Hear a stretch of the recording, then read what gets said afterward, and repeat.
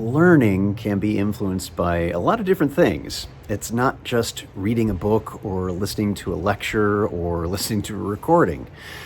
Experiential learning, the whole totality of all your sensory input to what's happening as you are not just mentally getting new information, but absorbing it as part of your experiential DNA makes a very big difference. My name is Ted Meissner, and welcome to Mindfulness Voyage. And today we'll be exploring this topic of how mindfulness and experiential learning go hand in hand. Our guest today is Helen Damon-Moore. Helen, thank you so much for being here. Good to see you. Thank you. You too, Ted. It's been a little while, but Been a little not while. too long, which is great. Yeah. Yeah, and this is one of the wonderful things that I get to do with these podcasts is have really interesting conversations within this very wide field of mindfulness. And before we get into our topic for today, I'm wondering if you could just say a little bit about who you are for people who might not have encountered you before. Sure. Well, again, I'm Helen Damon-Moore, and I am from Rangeley, Maine, which is a tiny town in the western part of the state of Maine. But I have bounced back and forth between the East Coast and the Midwest, where I went to college, then went back to New England, and then have come back to work at DePaul University in Chicago, which is a large Catholic university. I've spent all my work life in academia, starting as an adjunct professor and then founding service learning centers, which I'll talk about related to the article that I think we're going to talk about. Perfect. Thank you for that. Well, let's dive into that. So you've been working on an article for the Journal of Service Learning in Higher Education, and maybe you could tell us a little bit about what prompted you to write that at this time, and then go into, well, what's the article about? What's in there? Sure. Well, the article really brings together the several strands of my work and my increasing impulse that we need mindful healing, but also the asset-based community development. So I really blend those two things in my practice.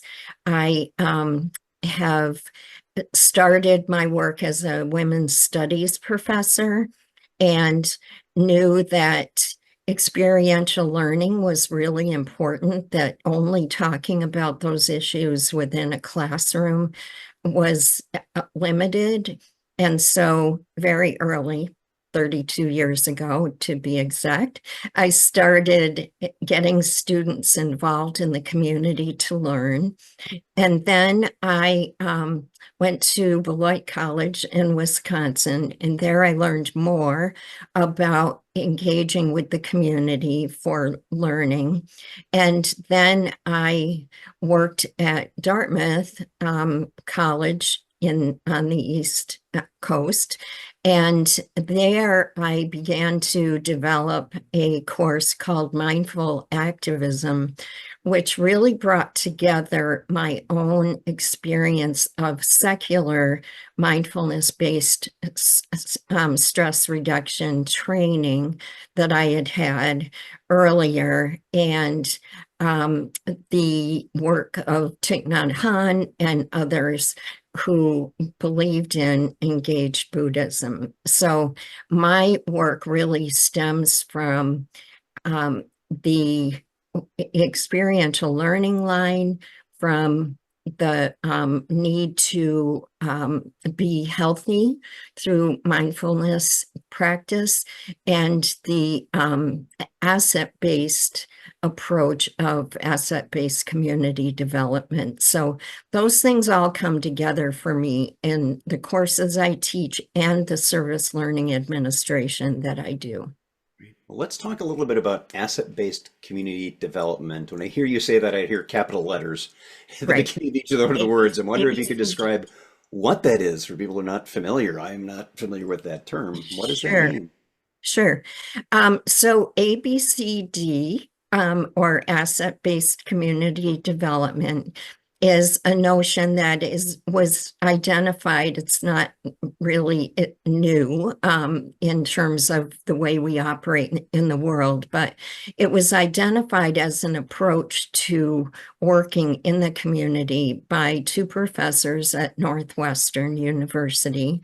And the notion is simple. It's just as simple as mindfulness is, and just as profound, which is that we all have assets, and that the world is full of assets, and that we should be defined by, and our work should be defined by, seeking out and then building with the community on assets, not simply identifying needs or hurts and wounds, but saying there is joy there, there is camaraderie, there is neighborhood, there is sangha.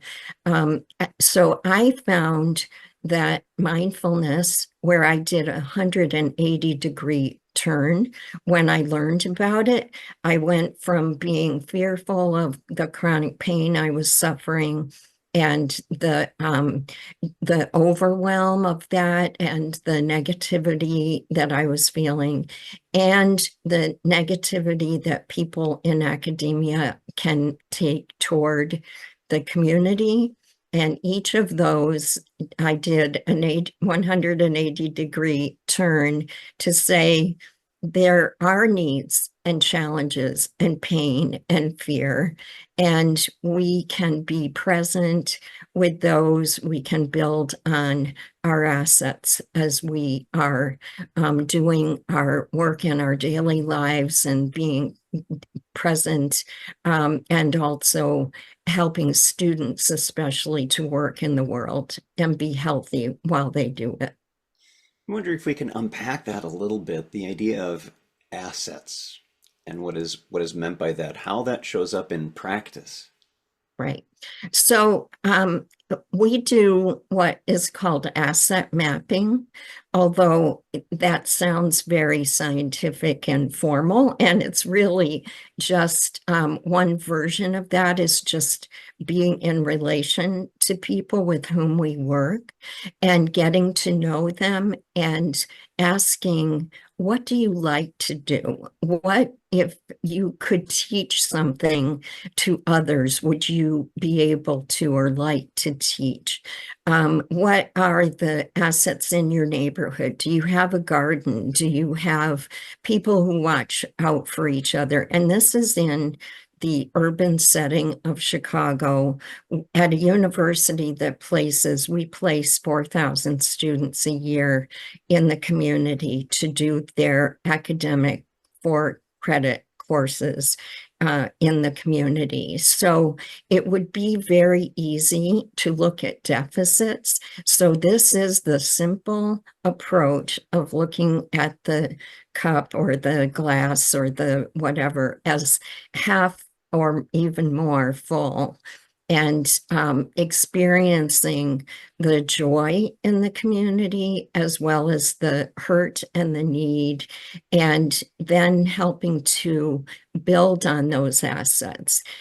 Older people who know everything about their neighborhood, but they don't know how to communicate on social media, which many of us, I consider myself to be older in that area. And we work with students who have that knowledge to build on assets and to help identify them. And asset mapping that I mentioned is working with people to say, what are your assets? Because very often service organizations, nonprofits, schools have gone into other communities and said, what are your needs? How can we fill them? We'll go out when we're done. You'll be left with a with a structure that you haven't necessarily owned or helped to create. So an asset-based orientation really helps people to develop their strengths and identify them. Yeah, it sounds like, Helen, that this idea of the strengths and capabilities people have, these assets, these different aspects to who we are and what our resources within, how we resource ourselves, fits in very nicely with this shift that I really want to encourage, particularly within the field of mindfulness, because that's my territory, of going from competition, which Yeah. I'm seeing a lot of, and it's very concerning to me, to cooperation and maybe all the way to collaboration. It sounds like that's what this is identifying what are some strengths that can help others within our communities. Mhm. And I have a great example of that kind of competition to collaboration. So I have just day before yesterday gotten enough money at DePaul to purchase, which again is a 25,000 student or institution with many faculty members, all siloed, the way that the MBSR mindfulness world is siloed, bucketed, and in competition for recognition, resources, the tenure and promotion type of enterprise. And we have collaborated through my course on mindful activism and an internship course and an intern with a group called Mindfulness Leader in Chicago, which is a 7th grade through 12th grade program that is a 23-point curriculum based on long-time study, based in work from the Center for Healthy Minds and other institutions. And this curriculum has been in competition with others in the city of Chicago, which is full of points of light of mindfulness, but those lights aren't trained. They're not a beam of light. And creating a beam of light at DePaul, which again is huge, and in the city of Chicago is my work. And so day before yesterday, DePaul, in a very unusual move, purchased the license to Mindfulness Leader, which has a teacher manual, a student manual, a 23-point app, which again, I wouldn't necessarily gravitate toward, but is something that students are very excited about for the whole campus to use. And that's 25,000 people who could use this. And in conjunction with that platform, which is one of a number of them in Chicago, but one that we've collaborated on and promotes other types of engagement in the city, sanghas and practice groups, and how do you keep this work going in your daily life. We also are collaborating with the Center of Health for Healthy Minds to bring Matt Hirschberger, who is a research professor, to come to DePaul in January to speak about his work and our research platform, because faculty and staff want the data. They want research to know that this is a good thing. So that is an example for me of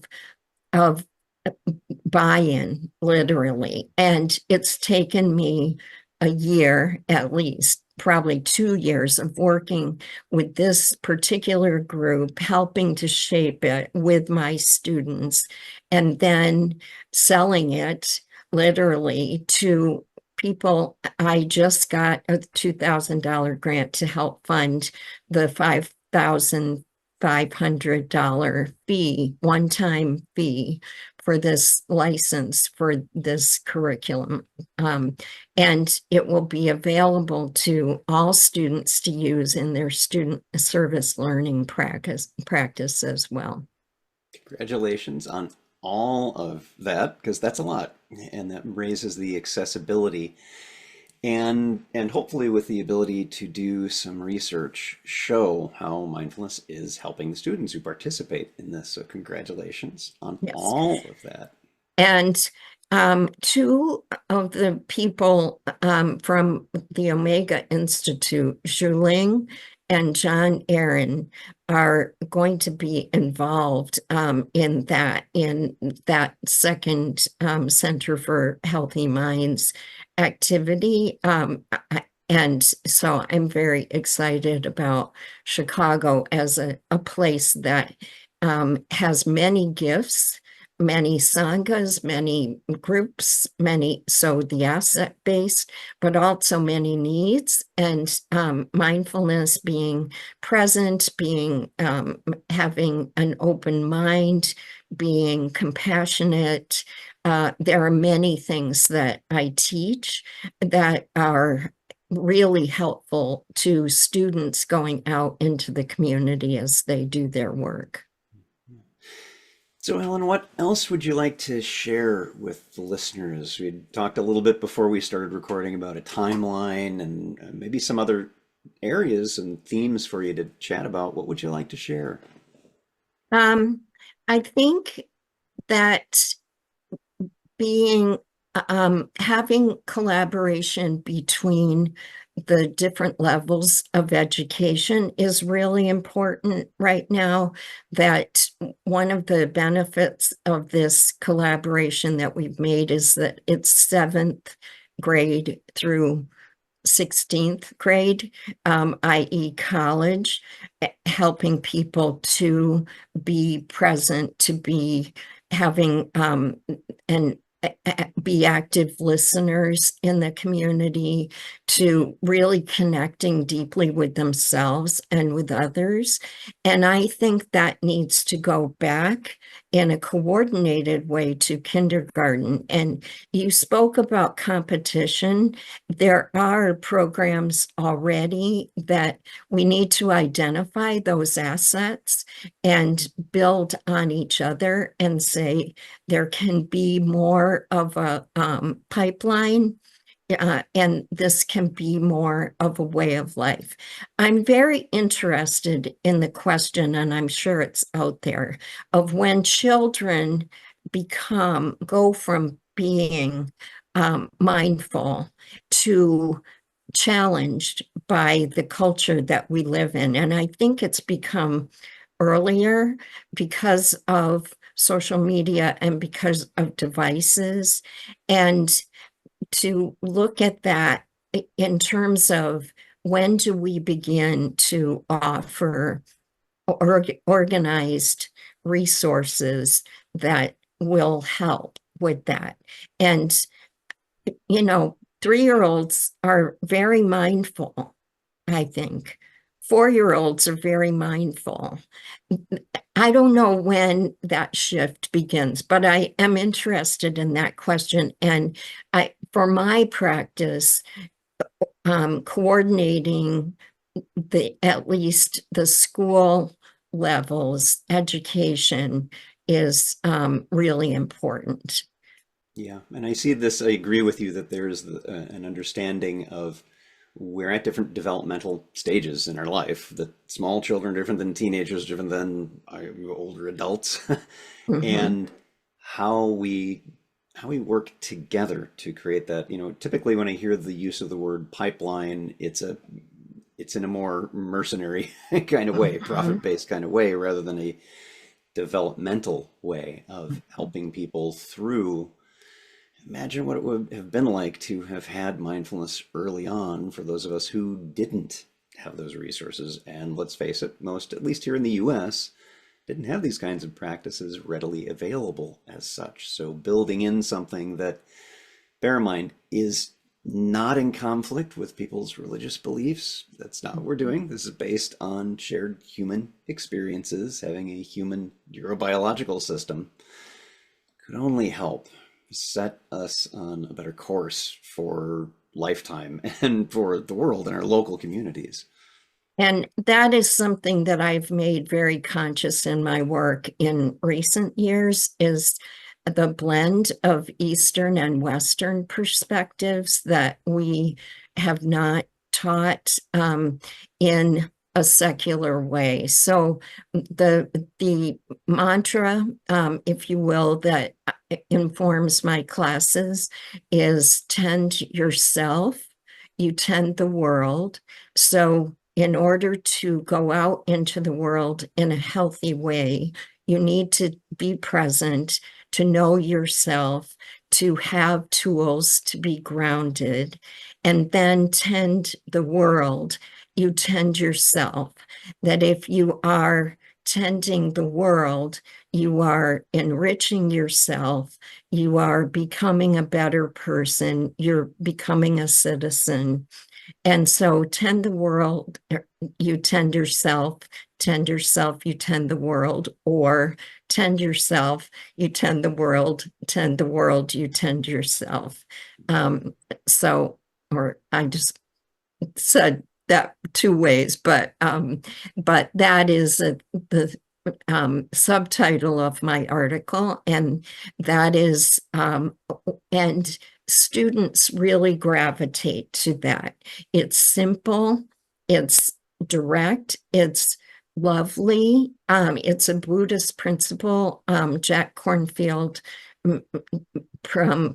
pursues it in The Wise Heart, and they really resonate to that. It's what they want to do. And post-pandemic, it's critical because people are broken, and to put it in a deficit-based way, but a reality, students don't really know how to connect with each other very well. And they identify that. I can't talk to my peers. It's all online. It's all, and much less people who are unlike them. And tending oneself and is a great way to address that. And then tending the world out of that impulse is really beautiful to see. Thank you for all of that. And for those who are watching or listening to this podcast on whatever platform you are, just know that I do have a number of links on today's topic, and our guest, Helen Damon-Moore. Helen, thank you so much for being here. Really good to see you. Thank you. It was a privilege to chat. Thank you so much for tuning in to today's podcast, and do subscribe if you get something out of these episodes. I hope that you do. And remember, every moment you have a choice. Make it the best you can. I'll see you next time on Mindfulness Voyage.